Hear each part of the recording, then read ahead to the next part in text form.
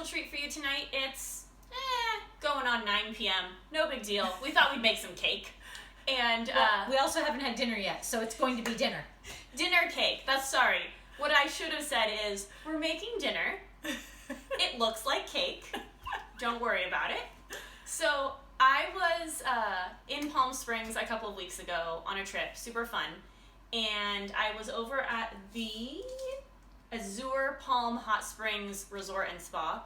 Beautiful place. I didn't stay there, but I went and had dinner at their new restaurant. And the manager over there gave me the recipe for their red velvet flourless chocolate cake. Because I was like, oh wow, this is amazing. And she's like, do you want to know what's in it? It's a secret. And I was like, I love secret recipes. Tell me. And she's like, it's black beans, and beets. Mostly black beans and beets. And I said, fascinating, not what I would have guessed. So we're going to try it out, and we're going to make a red velvet, flourless, gluten-free, black bean beet cake. Not paleo because it has beans and it has some honey. Yep. Okay? But still, if you're going to have dinner and it's cake, beans are protein. Beets are very good for you. And we actually grew our beets. That's right. We steamed them and peeled them. They peel really easily once you steam them. And so the peel just comes right off. And we cooked our black beans from scratch, but you can use canned black beans. And if you've never cooked beans from scratch, from dry before, you soak them overnight, cover them with water, you soak them overnight, and then I just put these in the crock pot with water covering them for 4 hours. And now they're perfect.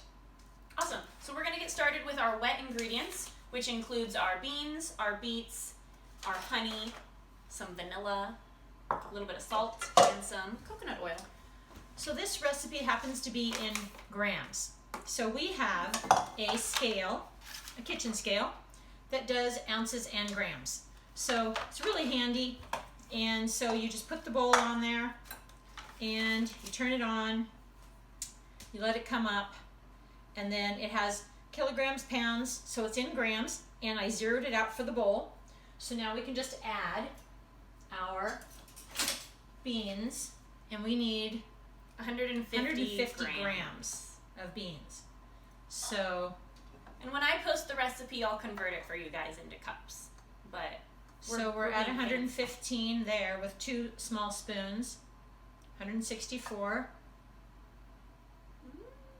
152. Close enough. Close enough. Okay. So 152 grams of beans. Those go in the blender. These go in the blender. Sure they do. Okay. Into the blender. And the beets. And the beets. We've already measured out the beets. They are also going in the blender. So we're going to mix that first, and then add the rest of our wet ingredients. Okay, the wet ingredients to come are vanilla, eggs, salt, coconut oil, and honey. Yep. Okay, so We're going to blend. we're going to blend. Sorry for the noise. Okay. Is it smooth? 5, smooth enough. As we put the eggs in, it'll get better. Okay. 5 eggs. As you can see, they are Easter eggs from our chickens. Yes. And so I will crack them into a bowl separately, and you can get the coconut oil going.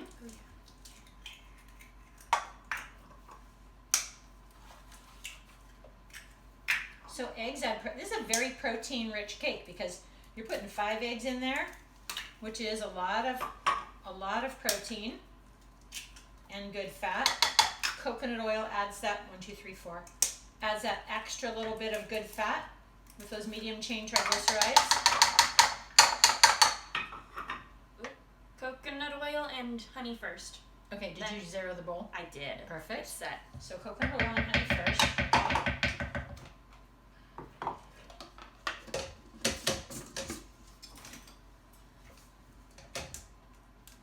Okay, there's our coconut oil. Honey.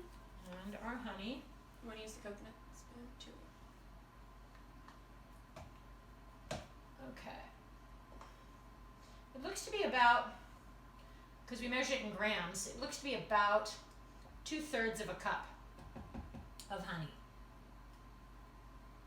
We were going to play with monk fruit, but I think we'll do that on our next round. Our next try. We will probably use some monk fruit. So we added a tablespoon of vanilla, kind of Generously. by eye. We're generous with our And you vanilla. need a little bit of salt. Okay. It's right here. How much? It says 1/4 teaspoon. We go light on the salt. You have to remember that when you're using Himalayan salt, it's going to be stronger. So I usually down-regulate the salt just a little bit. Okay. Just a little bloop. Now we're gonna go for our dry ingredients. As Mom's getting Beet juice everywhere. juice everywhere. Okay. Okay. So we need 65 grams of cocoa powder, which isn't too much.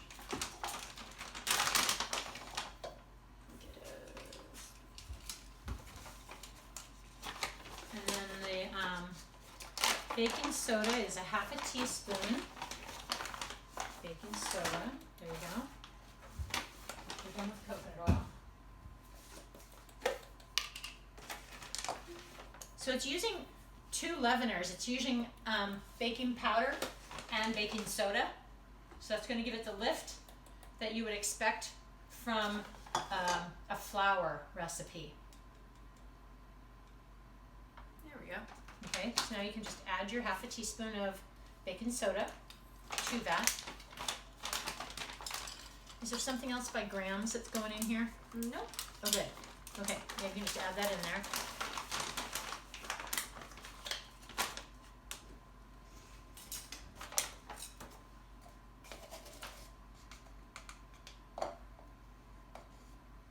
This was also 1/2 teaspoon, right? No, 1 teaspoon.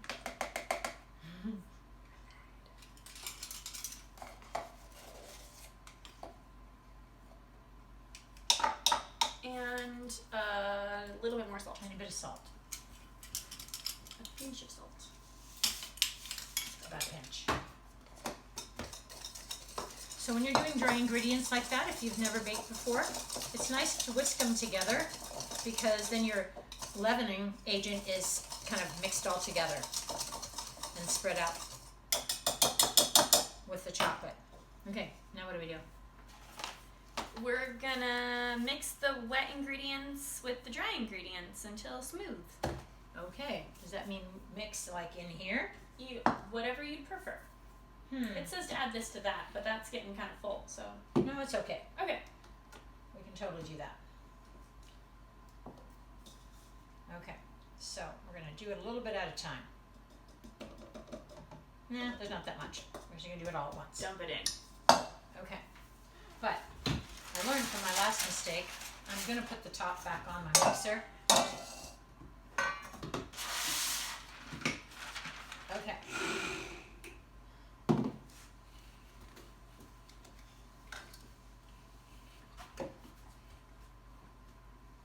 Okay, so it's kind of still a little bit, the dry ingredients didn't mix in as well as I would have liked, so we're going to mix them now to make sure they're all the way mixed. We don't want to lose any of our good chocolate stuff, so we're going to mix it in a bowl just to make sure we've got. It tastes good. Does it? Yeah. It looks like chocolate cake, honestly. You can't tell the difference. Tastes like chocolate cake.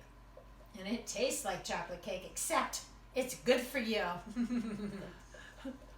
Beets and beans. Okay. So while Mom continues to mix that, I'm going to cut out a little parchment circle for the bottom of our pan here with the scissors. Oh, sorry. I moved them. That's okay. It's suggested we use a springform pan, but we can't find our springform pan, so we are improvising is the beauty of being in the kitchen. Sometimes it works out, sometimes it doesn't. It's really good. Actually. Very, very good.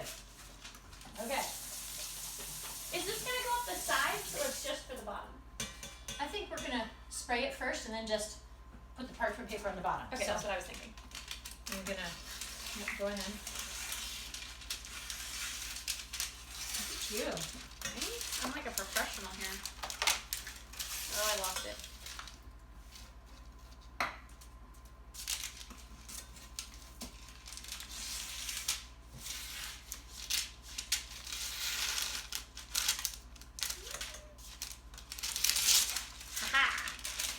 Circle.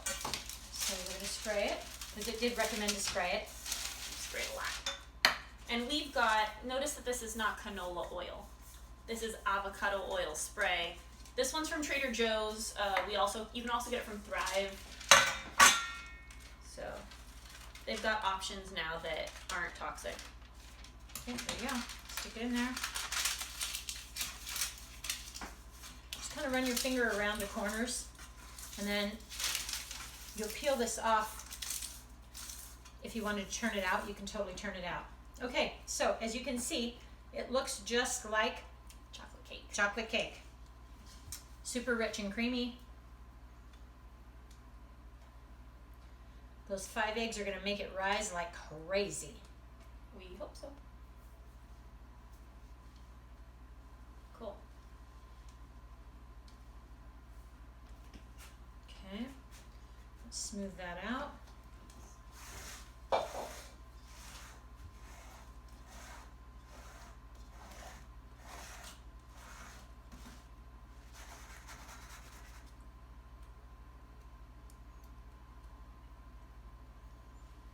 Okay, the oven is preheated to 350. 325. Ooh, I set it to 350. I'm gonna go fix that.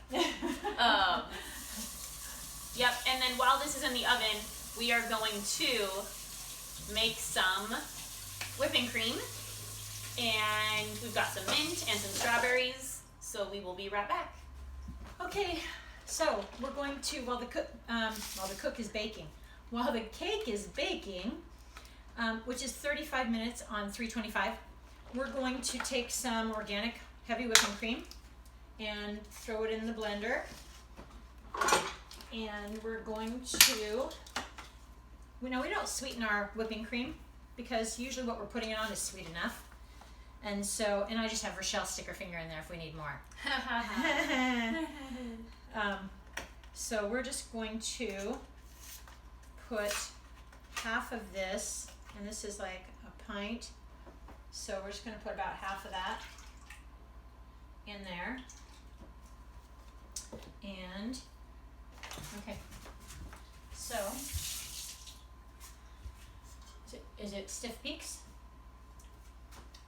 Yeah, I think it's good. Okay, perfect. All right.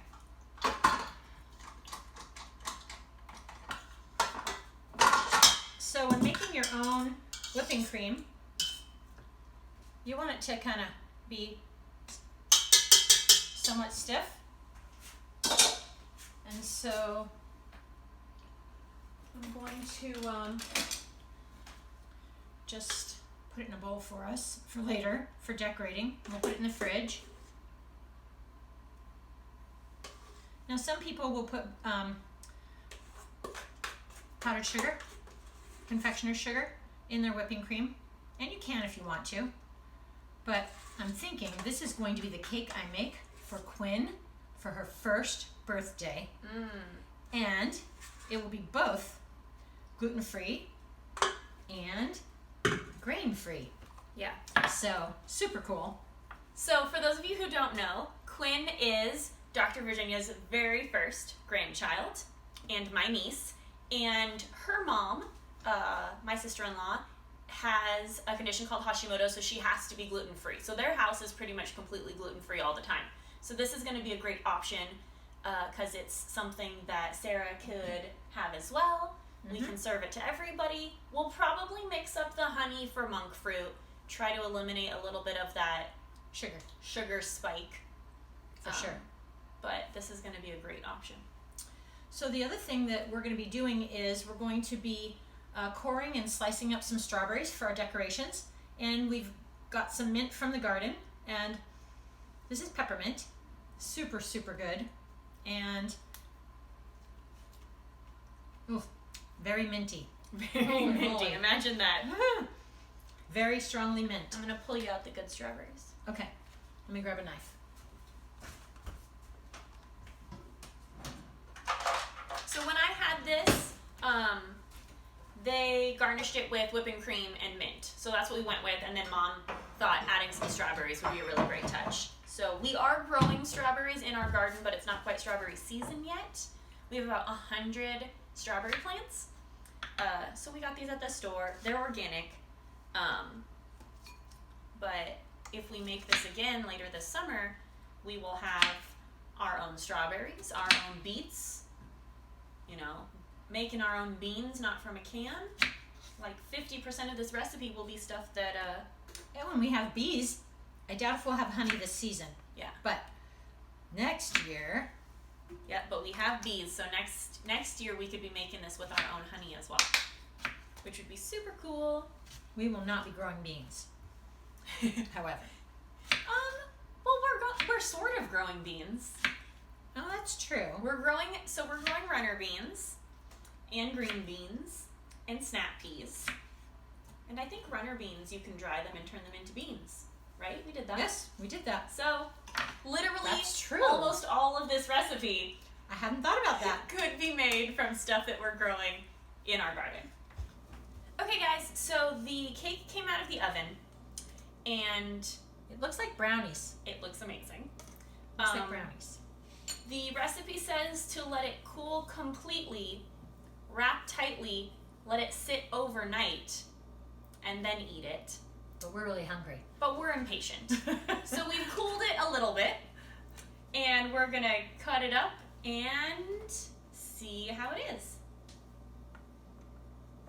It's got a pretty cakey consistency. So far, cuts really easy. Did it come out? We lost a piece. I'm on my paper. Okay, but There we go. as you can see, it has a really nice texture to it. Brownie cake. And All of ourselves some whipped cream on the top. it's a good fat. Extra whipped cream. And then, there we go.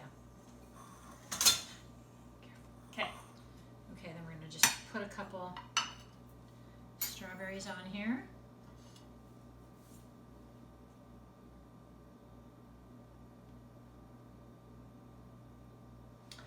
With a few mint leaves, Looks cute, Mom. right? You're making it cute. I like it. Well, aesthetics. If it doesn't taste good, at least it should look good. Ideally, it should look good and taste good. So, as a reminder, we're making a flourless red velvet chocolate cake out of beans and beets from Azure Palm Hot Springs. I was down there a couple weeks ago. So this recipe is courtesy of them. It looks amazing. It does look amazing. We're gonna try some. I want a mint leaf though with mine.